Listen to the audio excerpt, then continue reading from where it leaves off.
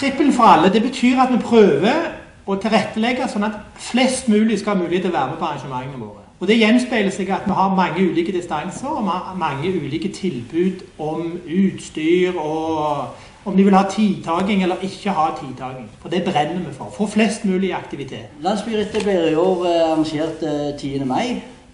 Det er et ritt som består av flere klasser. Det er elite, aldersbestemt, tur og trim.